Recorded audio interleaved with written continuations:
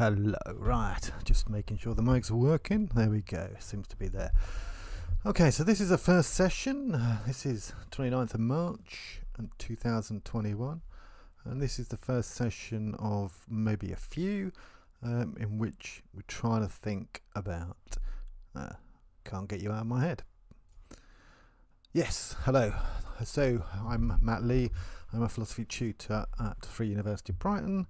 And I've just finished teaching a course, an introduction to philosophy course last week, and I'm not teaching a formal course again until May the 24th. I teach on Mondays and I stream on Monday nights. So in between times I do this thing I call a philosophy research discussion, where I try and think philosophically in public. I just try and do some of my philosophical work in public. I don't do all of it in public, but I try and do a bit of it in public. And for these following sessions, I'm going to try and think a little bit about this project that Adam Curtis has released and that's been doing the rounds. His latest big project called Can't Get You Out of My Head. This kind of overview of the 20th century, which seems to be his particular timeline, this 20th century thing, and this like large grand narrative as to, why we're in the shit we're in. So that's the general outline, and I'm not really sure what I think of it. What I did is when I watched through it, because I've watched all of Curtis's films before. When I watched through it, like in previous times, there were lots of little moments. There were lots of little moments that kind of struck me really quite powerfully. Little bits of video clips or film clips. That were, really resonated and kind of spoke to something. But generally speaking, this particular series didn't have a narrative that I was particularly convinced by or enamoured of. But it still had this intense dreamlike quality that Curtis's work kind of displays, and that I find really fascinating about his method, his aesthetic.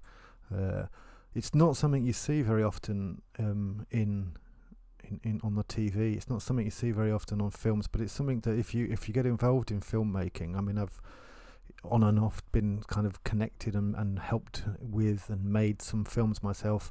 Not big professional films, but made stuff for the last 25 years. And if you're involved in stuff and you're editing and you're playing around with films, quite often that kind of playfulness of cutting things together and sort of constructing these strange narratives through montage, essentially, and through allowing a kind of third moment to arise between a couple of pieces, that's something that I think a lot of people involved in filmmaking do. So I think for people involved in any kind of filmmaking practically, whether they use video editing suites or whether they use modern software now, or even before that when they used to cut films together, that kind of the editing practice of montage, collection, juxtaposition, all of those kind of things that we see a lot in Curtis. These are kind of things that you play with in the background when you're a bit bored, when you're experimenting, when you're trying to work out how to tell your own story in the film you're making.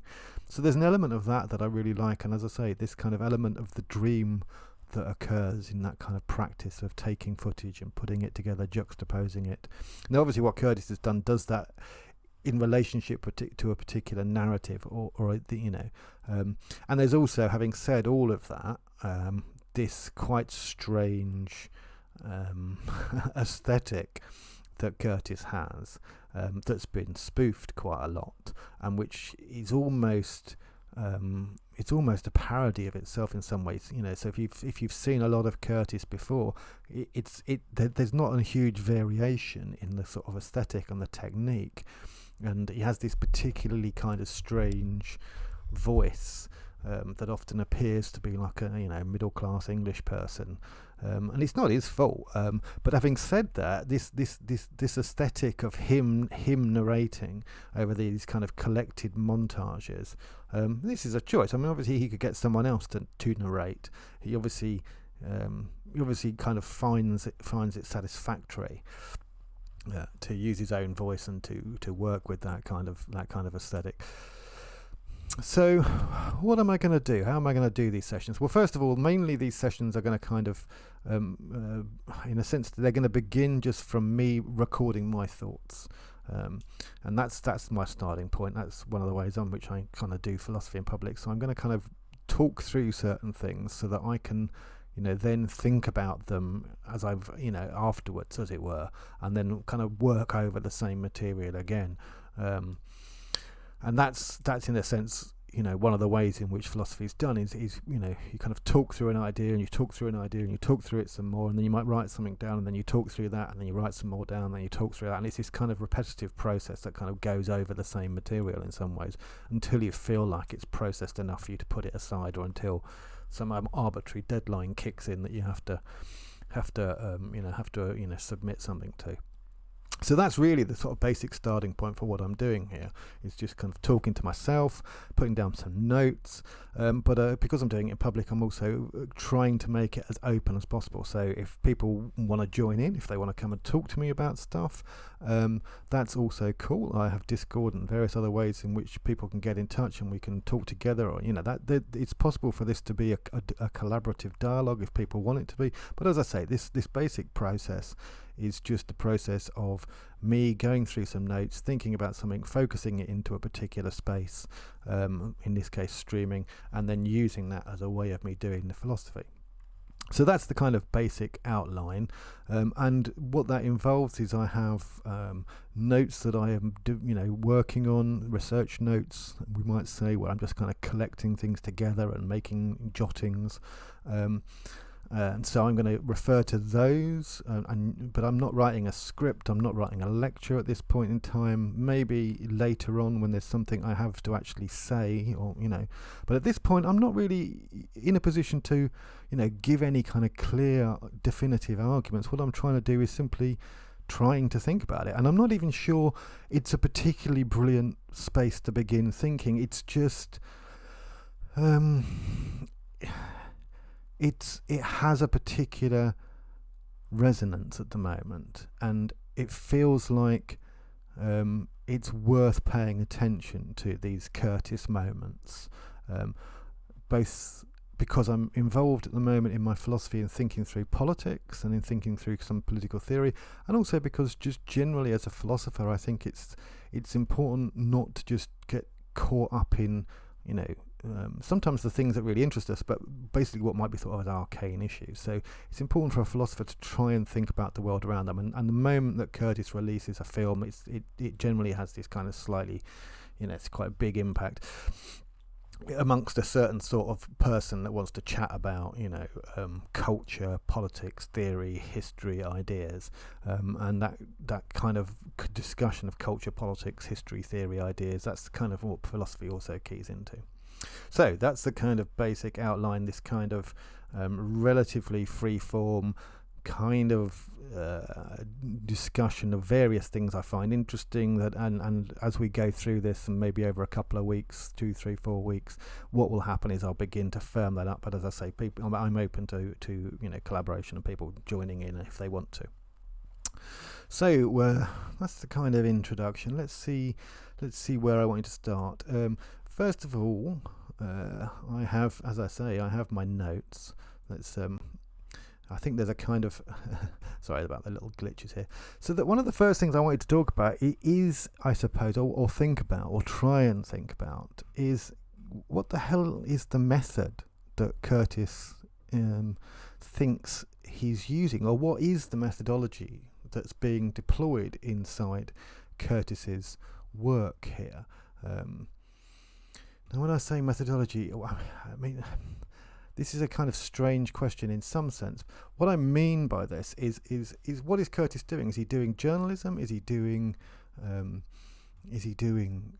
history? He's called himself both of those.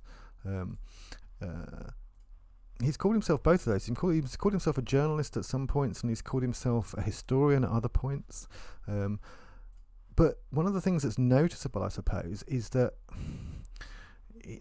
there isn't an academic style to what he's doing. There aren't sources. It's very much within the kind of context of filmic documentary, in which the documentary maker is taken to be a source of authority, and to have we have to trust them.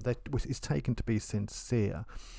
And I think that speaks in a little bit to the style of voice narration that is there, and that is, as I've noticed this time, has become, just glancing through Twitter and seeing some of the responses through listening to other people, thinking about the Curtis stuff, that voice has become a bit of an issue this time.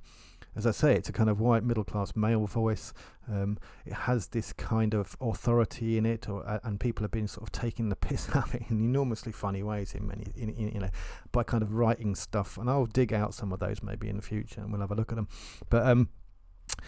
But that centrality of the voice, that voice of authority, that voice of sincerity, presupposes, of course, this whole kind of trust basis that was perhaps there for a while when we referred to journalism, but actually seems to have massively declined in recent years. And in fact, partly, in a sense, part of what Curtis is saying is the kind of the loss of feeling collective, the rise of individualism. These are his big themes, this kind of loss of collectivity and the rise of individualism and the kind of catastrophic effects of this. One of the kind of things we've seen recently is this increasing loss of belief in authority figures. So there's something at first, even watching the Curtis thing this time, that's different from watching it before. Now, I'm 52, and I watched the first Curtis films I watched, I think, was The Power of Nightmares, around the time of the Gulf War, or around the time of after the Twin Towers bombing.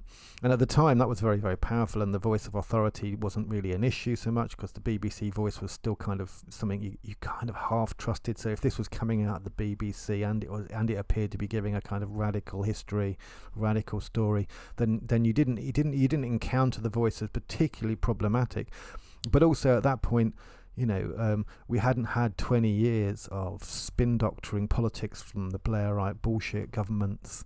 And so this kind of complete collapse of the politician's voice as believable hadn't really occurred. And alongside the collapse of the politician's voice as believable is now, obviously, I would suggest, the collapse of any voice of authority as believable. And the very notion of a voice of authority, the very notion of believing someone because of who they are is deeply, deeply difficult.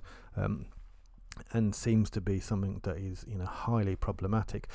Now, having said that, voices now become, and I'm thinking both of right-wing and left-wing voices now become kind of signs of identity, signs of a kind of marker of a particular position or a particular kind of person, someone's not like unique selling point, but someone's kind of that their kind of particular brand. And so it would be difficult to have a Curtis film without the Curtis voice. Now, I'm not quite sure why that sounds problematic, but I think it is problematic, and I think there's something strange there. Now, that style of voice narration, there's all that's one issue, but there's also the other issue, which is that he works through this stuff without really giving you any of the sources so that you can access them, and there's no obvious connection link. I mean, even if it was like there was a website connected in which there was a bibliography or something called a series of connections, and so he does this kind of trawl through the archives, puts all this stuff together, cites various books, or sometimes cites them without even naming them that he's citing them, and it's very difficult to go and check and work out what's going on any of those kind of things. So there's this very ambiguous relationship to authority in the very presentation of the aesthetic of Curtis, and I think this time round that's actually gone against him. It's become more noticeable, and I think that's in itself quite kind of that in itself is an interesting telling point as to why that is the case at the moment, why those voices have begun to become less trustworthy. So I'm still kind of thinking about this aesthetic. So there's, as I say, this notion of the voice narration, the authority, but there's something a little bit even more kind of weird, I suppose. So obviously he's got his voice, he doesn't really cite sources, okay, we can put that aside. But then there's this way in which what he's saying has no distance. he is the one articulating this perspective, and it begins to appear like Curtis's perspective, when in fact quite often he's putting together various other people's perspectives, and that's not a terrible thing, and that's not an awful thing. Don't get me wrong, but it will speak to something that I'm interested in pursuing a bit further. So when he puts together these various other perspectives and they kind of become his, this lack of the distancing trope that we often find in academia, where the author's voice is kind of trying to be neutral and talk about an object over there that's not themselves. But the way in which Curtis does this is not like that at all.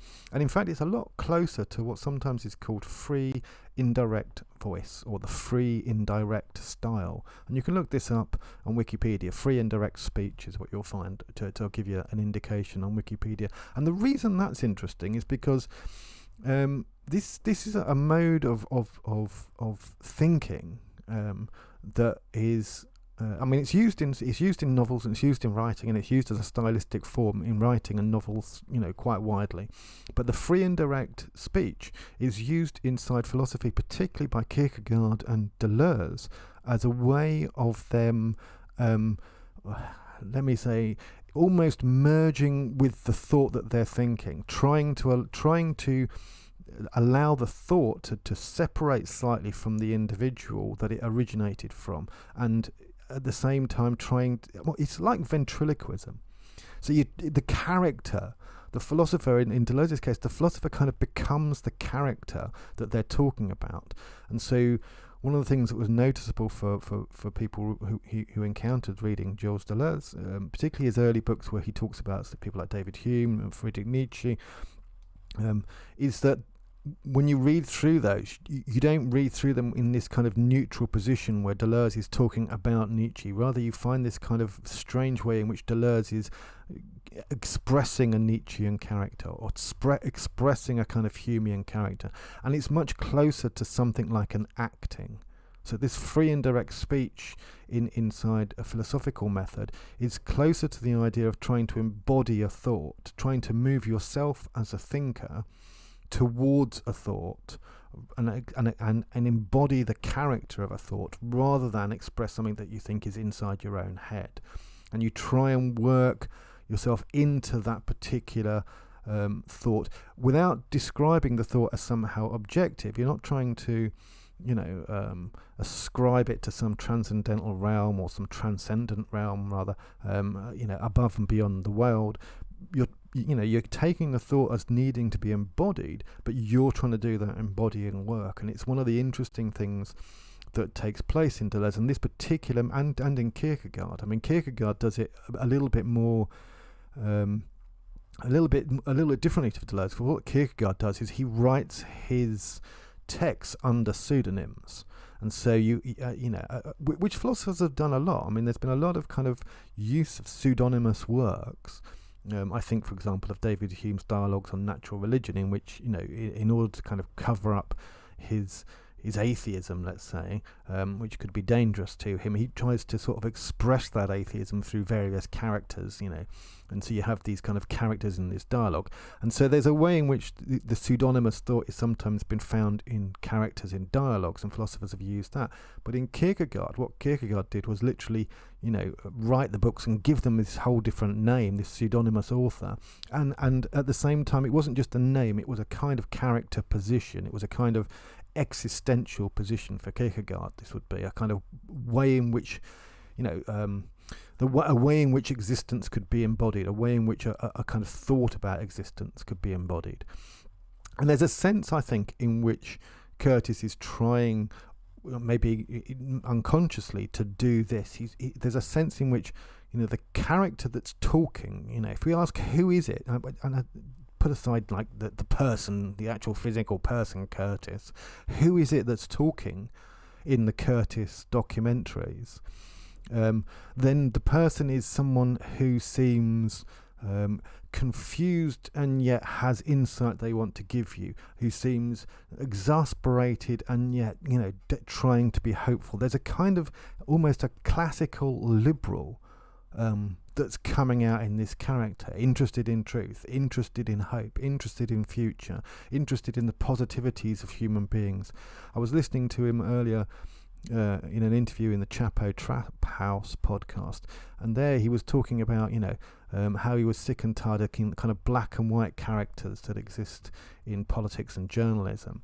And how he was arguing that these kind of black and white characters of good and bad people had arisen around Blair, and I mean, I take it that he kind of means the whole just war theory in the background to that, and the way Blair would sort of have dictators bad, people good, and he was and Curtis was saying in this Chapo Trap House interview that he was sick of that. He wanted more ambiguous characters, and it's why he picked some of the ambiguous characters in this particular work. And I think out of all of the works, some of the, this one has one of the greatest difficulties in some ways, because a lot of the central characters are deeply ambiguous, whether it be Chang Ching, Mao's wife, or whether it be Edward Limonov, or whether it be Michael X. These are characters that are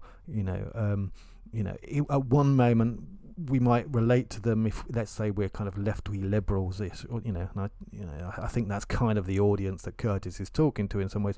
But if on the one hand we might kind of relate to them positively, and on the other we see them to be kind of evil and catastrophic figures, and so he was saying that he wants to sort of develop these kind of ambiguous characters, perhaps in order to make it more interesting, perhaps in order to make it more dynamic. But of course, one of the things that does is it leaves us with this kind of strange sense of confusion.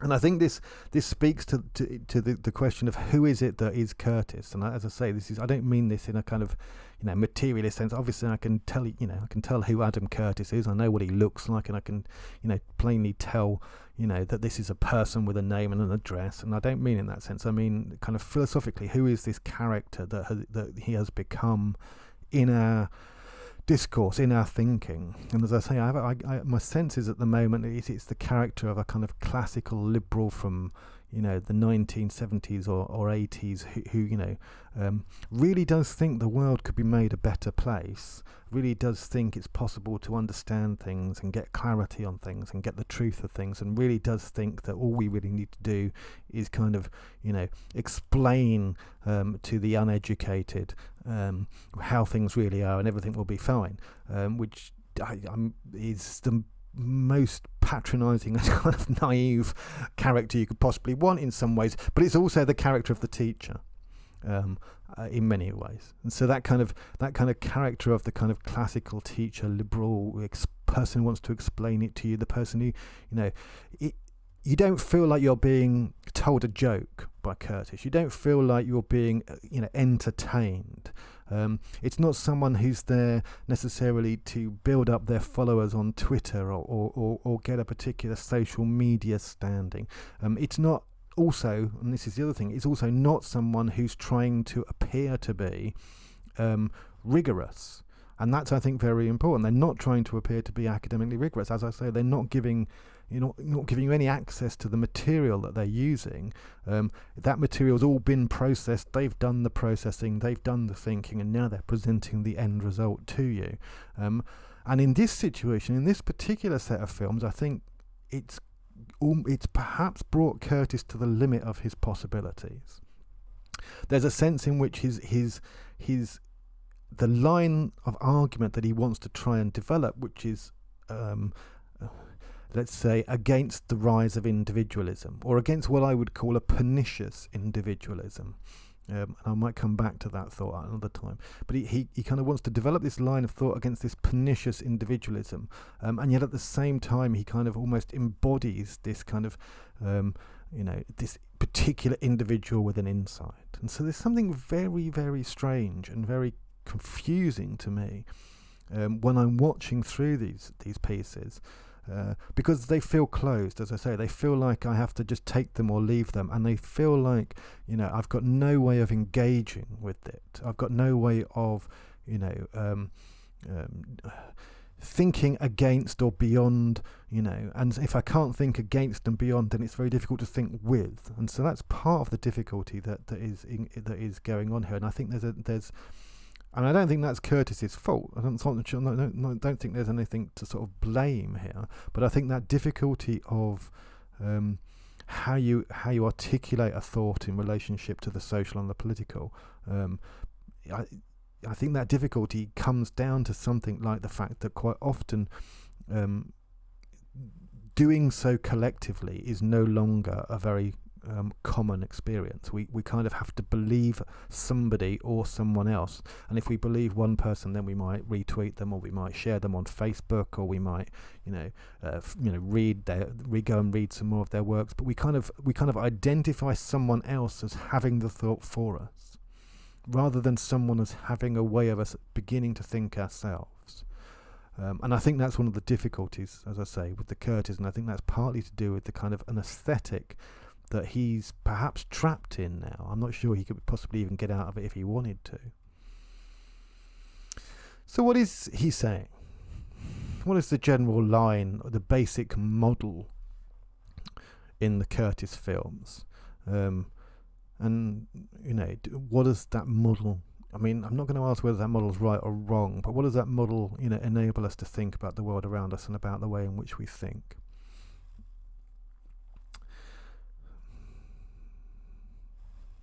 I think the basic model that he seems to want to put forward is that, and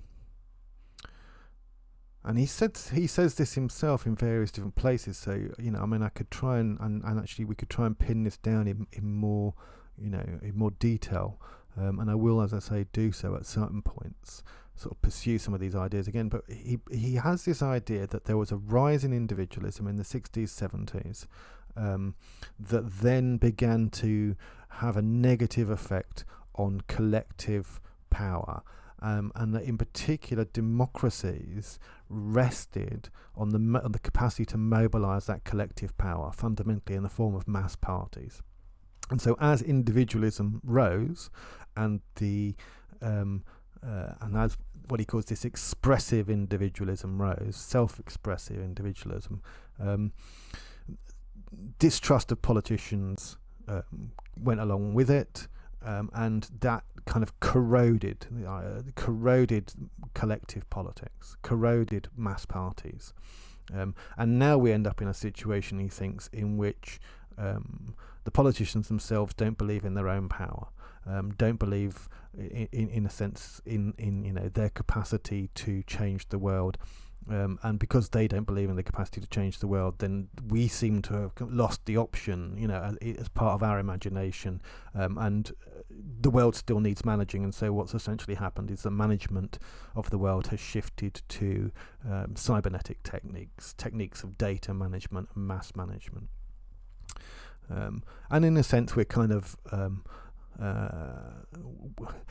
we're given this story in which we've sort of accidentally, through our own desire for autonomy and to be a free, self-expressive individual, we've kind of accidentally given up the reins on our social and political society, sort of structures, and so we're now just at the whim of technocrats and managers.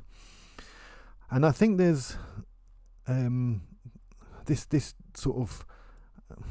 this kind of thesis. I mean, this thesis is not new, obviously, and if you're not sure about that, one of the reasons the thesis is not new is that in the late 60s, early 70s, there's a huge kind of rise in interest in technocracy, expertise, the way in which complex systems are governed and managed, and you find you find this kind of you find in numerous different places different people talking about a kind of managerial class or a technocratic class. And so in some ways all Curtis is doing is essentially kind of continuing that line of thought. It's just adding this other cultural element to it, which is that what we once might have thought of as positive, the rise of Patti Smith, for example. There's an interview where he's talking to Jarvis Cocker from 2015, and Patti Smith is kind of, located as one of these kind of self-expressive individualists. But the rise of this self-expressive individualist, gave us a sense of freedom, but in fact, was a first step to us becoming unfree. And in the Chapo Trap House interview that I was listening to, which is from early March this year, he kind of refers to this as us becoming like squealing piglets, and so there's this sense in which this kind of self-expressive individual, obviously there's a sense in which he thinks it's a delusion or an illusion, because through the sense of freedom we actually become a new kind of slave. That's kind of the thesis. Through a sense of freedom we could become a new kind of slave. But one of the things that's really interesting about all of that kind of narrative that's located inside culture is that, and inside a kind of cultural history, is that it's trying to account for a failure of politics, not a failure of culture. It's trying to sort of show how this kind of cultural movement sort of destroys a kind of mass collective politics, and yet there's no mention, and there's not even a reference to anything we might think of as a class. So any kind of Marxism is here evacuated out of the world. At best, we might encounter it, briefly as somehow the ideology of some people over there. But the very idea that there's actually a class struggle going on, for example, this is absent in Curtis's horizon, and so there's a sense in which the only struggle left is this kind of struggle of individual autonomy, and individual freedom, and so we end up with this lovely kind of paradox in which once that struggle begins to reach fruition in the 70s, and we have this kind of self-expressive individual beginning to be born, in fact what we find is that, as I say, this freedom leads to a new form of slavery, and this, I think, is really odd. It's kind of true in a sense, but it's only one small element of a much bigger story. And I think, this is something I would need to kind of come back to again and look at in a bit more detail. But essentially, that story would go something like this: in fact, capitalism, and this story is, if you want to look at this story comes from the work by William Robinson, a Marxist theorist in America, who's recently written a book last year called The Global Police State. And so I'm taking it out of that, and I can do some work on presenting that, or sort of cohering that at a later date. But if you want to look at that initially, but it's not only Robinson who has this particular story. And the story would go something like this. This is the kind of Marxist account that would need to go alongside Curtis, which is that capitalism goes through two kinds of crises. One, a kind of business cycle crisis every 7 to 10 years, and the other is a structural crisis. And these structural crises actually take place every 30 to 40 years. And we can begin to map kind of cultural moves and shifts as, if not determined by those economic structural crises, it's somehow running parallel with them. And I don't think there's, people used to think of Marxism as sort of saying something like, well, there's a change in the economy, therefore there's a change in consciousness. And that's, as though somehow, there was a kind of determinative causal relationship between economy and consciousness. That's, I don't think any real sort of coherent Marxist thinks that anymore, if they ever did. I think it was probably a caricature in many, the vast majority of cases. But what a Marxist would kind of talk about is the kind of parallelism, and so that it's not simply for abstract or accidental reasons that there's a rise in self-expressive individuals in, let's say the 70s. There's also at the same point a structural crisis taking place inside capitalism, and that structural crisis taking place inside capitalism in the 70s is articulated by the oil crisis, by the crisis around the gold standard, by a crisis of finance and manufacturing, and by a whole series of other kind of elements. And it's that crisis in the 70s that is essentially the kind of, it's answered by the capitalists. This is the Marxist analysis. That crisis of the 70s is answered by the capitalists in the form of neoliberalism. And neoliberalism is the response to that particular crisis. And neoliberalism essentially means, in this situation, something like the state being used to facilitate the market, rather than to facilitate, let's say, social welfare or a class compromise. A kind of, an easy truce between boss and worker, which it may have been used, let's say it was used like to do that from the New Deal period and the particular crisis of the 30s. It's the state is used to sort of mediate between classes there in this kind of social compromise, as it's called. But the crisis of the 70s, the state's turned into this sort of means by which the market can expand again, and so the state facilitates the market. So it privatizes, it restructures companies, and at the same time, the other thing that's taking place in the 70s, and that goes alongside with this, is this increase of globalization, the increase of what Felix Guattari called integrated world capital. And so there's a completely different kind of dynamic going on if we begin to sort of read the 70s not just as the rise of the self-expressive individual, but as rather a site of contest between different kind of answers.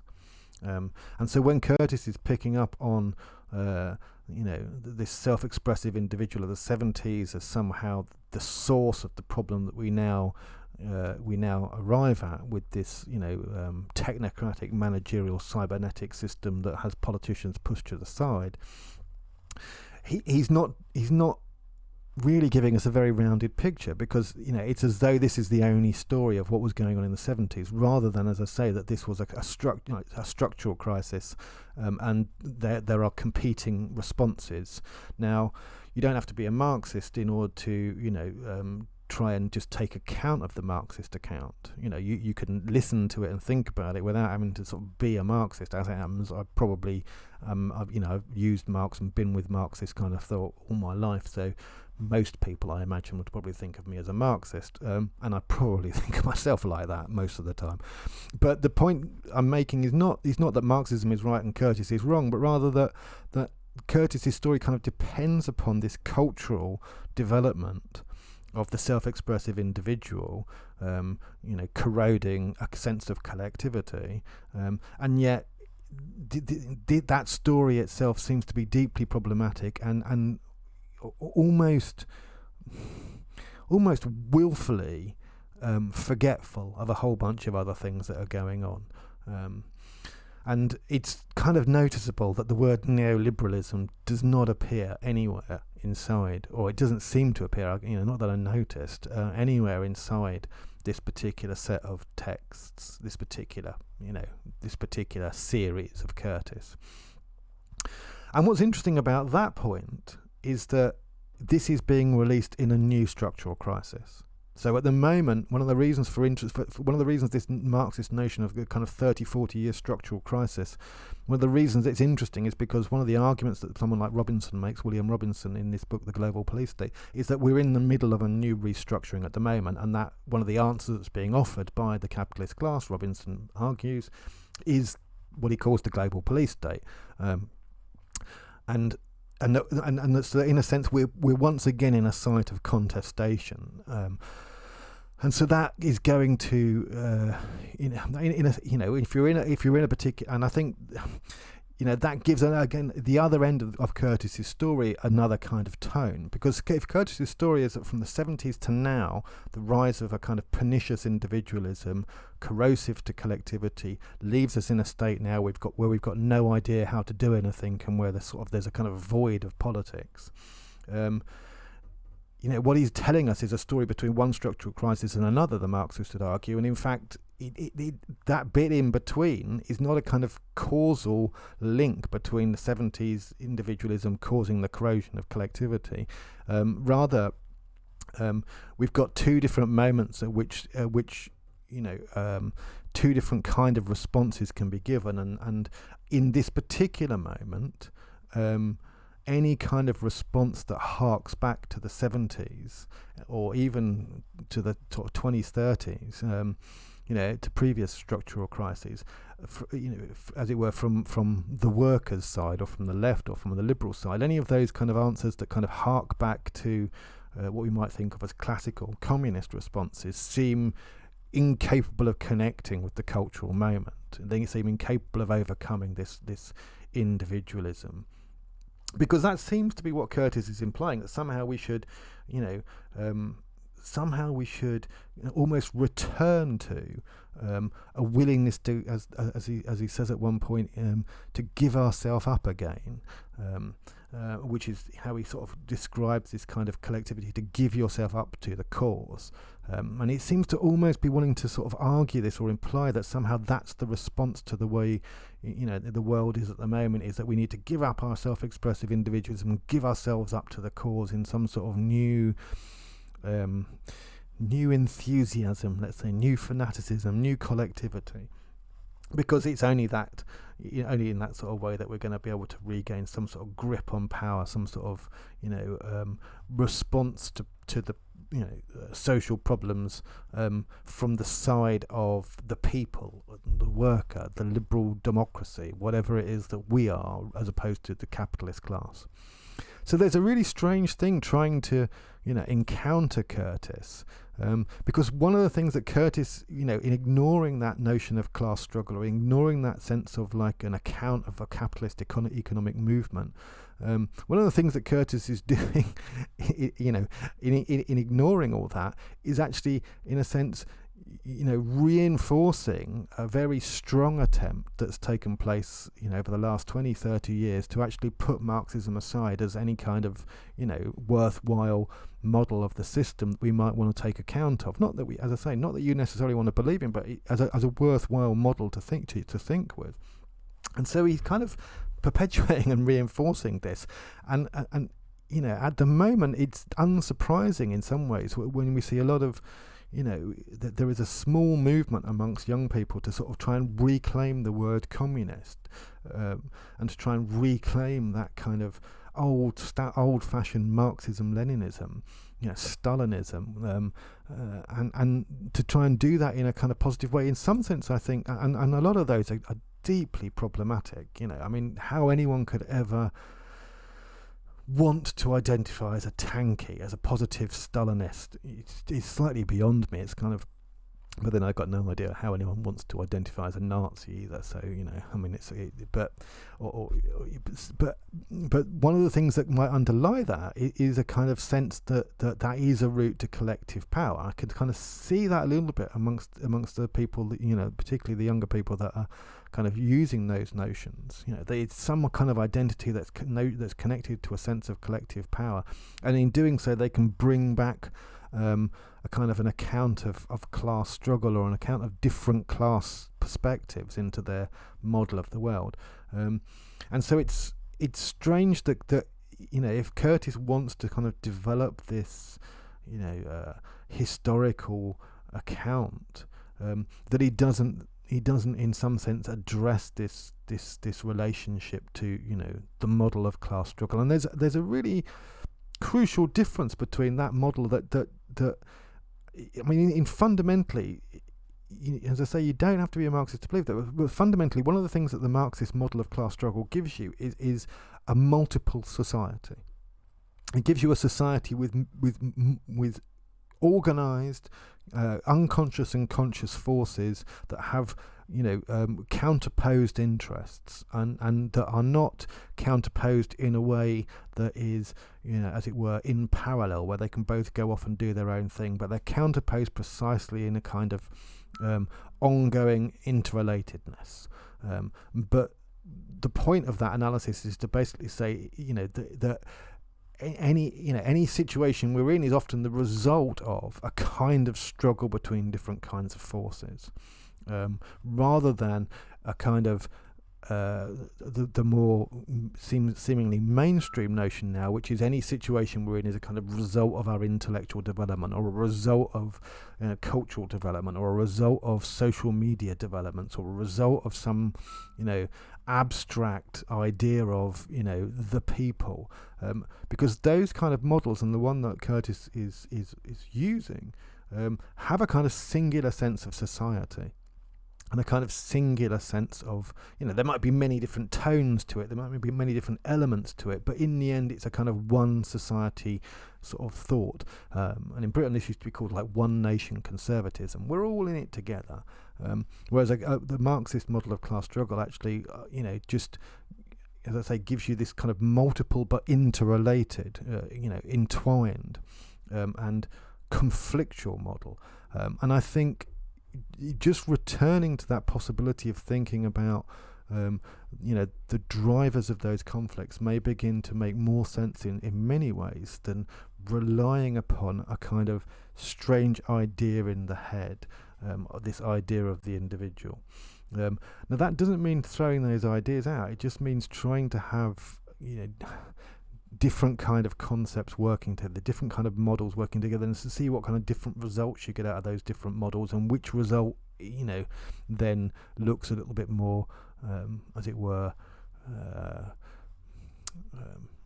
like it tracks reality a bit better. Now I'm just going to end tonight, in my notes tonight, by thinking about some of the things, as I said right at the start, one of the reasons I'm still kind of interested in some of the stuff that kind of pops out. Now there's loads of stuff that pops out in this particular series.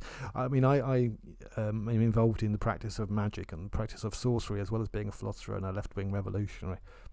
And I've been involved in that practice of sorcery for decades. And in the course of that, in particular, I'm involved in what's called chaos magic. And in the course of that, you encounter all these kind of strange things around the psychedelic culture. And it was very interesting to have Curtis sort of track some of that psychedelic culture, because it was tracked as though it was a sort of huge expose, when in fact it really wasn't. And so it's quite strange to have some things that you're very familiar with being sort of brought forward as reveals. Although, having said that, Kerry Thornley, who's the sort of one of the key figures in the birth of Discordianism, and his particular book, The Idle Warriors, that's about Lee Harvey Oswald, that was something really interesting and new, and I hadn't actually bumped into that before. So again, that's something I'll come back to. So there's all sorts of odd little bits that I think all of us that watched it or find Curtis interesting might sort of bump into. Not all of them quite as interesting as they might seem to be. But the one that I found particularly striking was a moment in the first episode. Let me just find that sort of the node for that.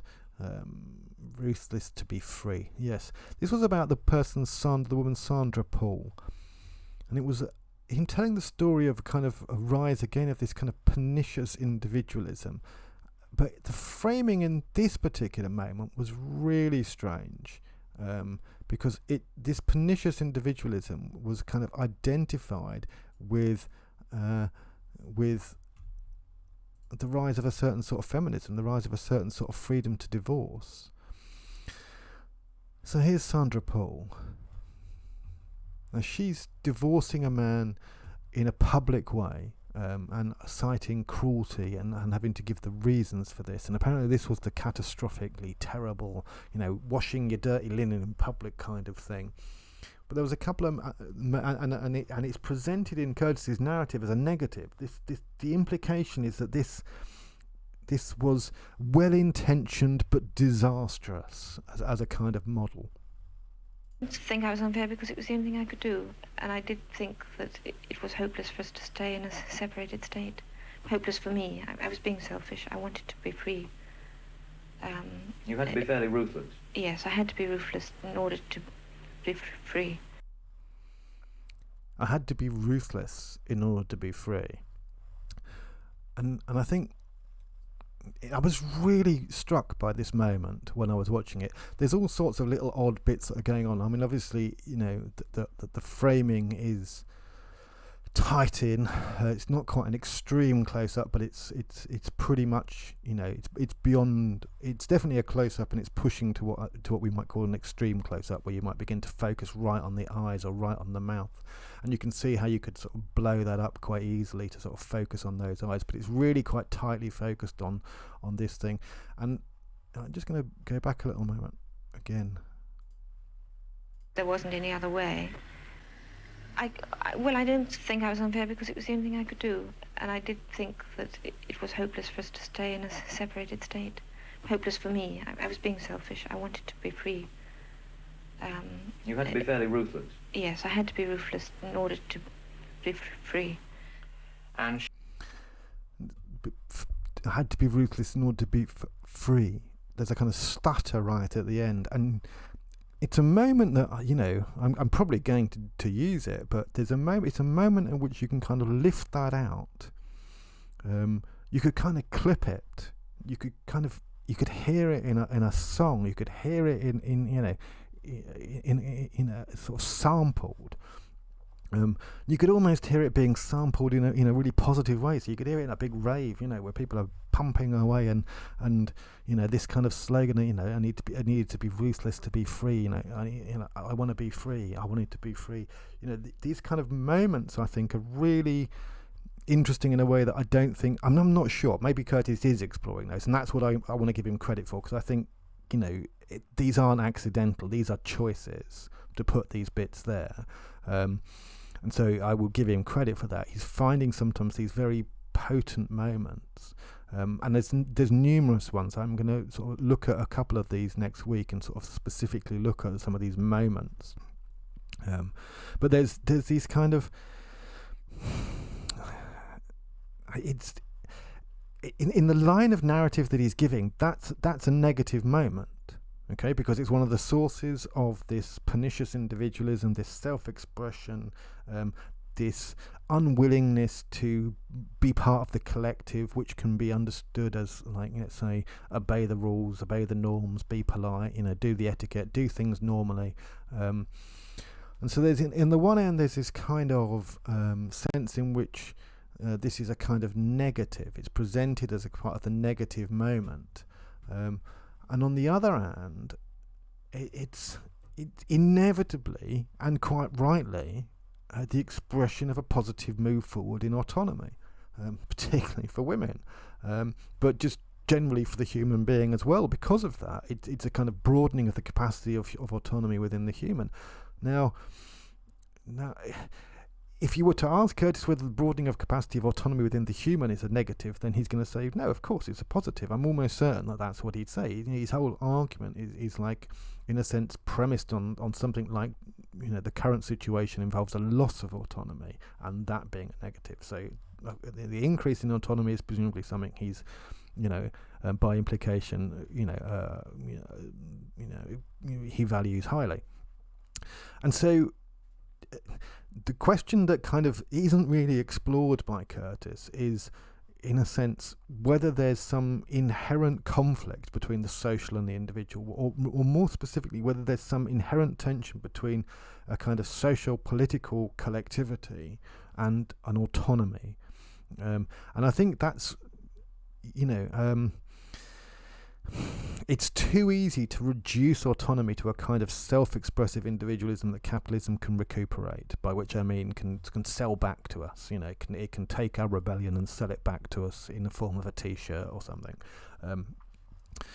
It's too easy to move down that route, I think, because one of the things that route does is essentially say anything you do can be recuperated by the system. The system is all-powerful and nothing you do can ever get out of it. And that kind of notion, and I think you find this, for example, in situationist, sort of theory, or this sort of sense in which, in a sense, what they call the situation or the spectacle, rather, is, you know, can recuperate everything, can you know, sell back to you every kind of rebellion moment, and therefore you need to sort of, instead of trying to you know, articulate a kind of identity of rebellion or an ideology of rebellion, you need to focus on specific, you know, temporality, specific moments, situations. that can begin to offer resistance. Now that kind of model in which the system is taken to be able to assimilate everything, including rebellion.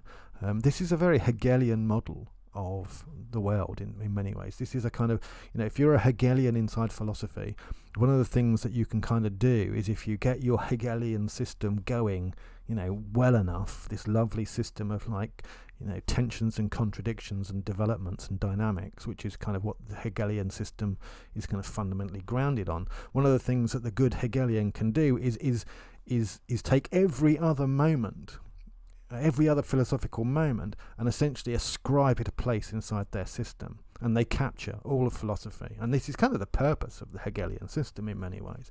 But it's also much like the liberal bourgeois, who kind of thinks capitalism is a kind of normality, and it's a kind of thing that's universal, and it's kind of natural, and everyone's in it together.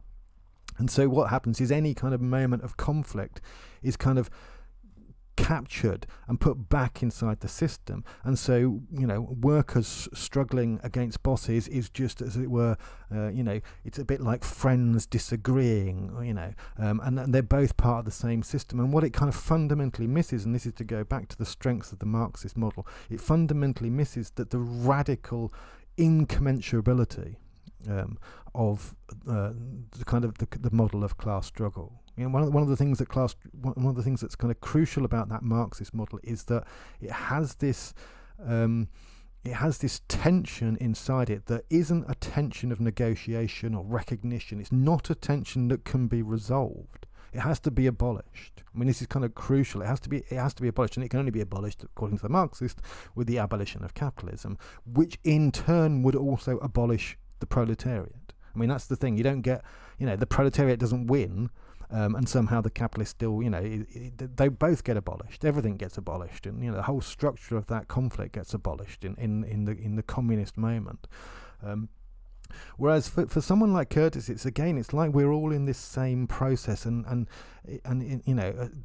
whilst there are different voices, they're kind of all in the same room trying to go in the same direction. There's no incommensurability. There's no real tension. There's no real conflict. There's just these kind of inadvertent dynamics and these kind of, unintended consequences, as it were. And I think that's the real difficulty in Curtis's sort of narrative, that is in a sense, it's talking about this unintended consequence. I mean, for the Marxist, the current situation we're in is not an unintended consequence. It's a deliberate place that we're in. And I think, this sense that somehow we're accidentally where we are, this is a deeply, deeply liberal thought. We're not accidentally where we are in terms of climate crisis and in terms of the political and social situation. We are where some forces in our society want and need us to be. And they have no interest in what, in kind of a sense of self-preservation. I mean, for Elon Musk and the capitalist class will happily take this planet, destroy it and screw it, and then move to the next one. And and that's their plan. I mean, plainly, you can see that this is one option. Now, plainly, it's not a plan that can be sort of simply implemented. But these kind of forces, these kind of people, this kind of the ruling capitalist class, they don't have a sense of there being one planet. That's not their model, and never has been their model for the last 50 years since they knew about the climate crisis. Of course, it's not their model. Why would it be their model? They're happily thinking of doing what they've always done, expanding and colonizing. And so there's this kind of strange continual naivety that is right at the heart of Curtis, that I think is right at the heart of liberal ideas around the social, in which is put bluntly, that somehow we're all just in some accidental mess, that if we were to think about it clearly, we could work out how to get out of. And I think one of the things that I think Curtis really presents to us, or presents to me as someone trying to think about and with and beyond Curtis, one of the things he clearly presents to me is that this sense of a single space that we're all in, this absence of radical conflict, is actually deeply, deeply detrimental now to any possibility of thinking, and is deeply detrimental to any possibility of us trying to respond to the world around us. Because unless we first of all acknowledge that it's radical conflict that orientates the world, then we have no possibility of even working out, that there's different sides to be on, let alone that we have to pick one.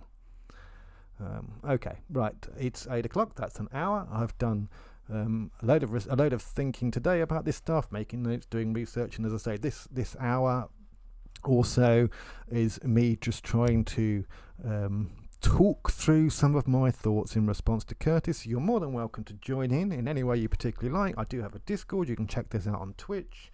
You can check it out on my Twitch page, and if you do want to join in, just chat to me through Discord and have a word there, or through one of the horrible social media things I'm kind of incompetent at, but I'm trying to use. Anyway, thanks very much, and I will be continuing to talk about Curtis next week, until then, I'll see you later, and thanks for keeping an eye out on what I'm doing and saying hi. Ta-ta.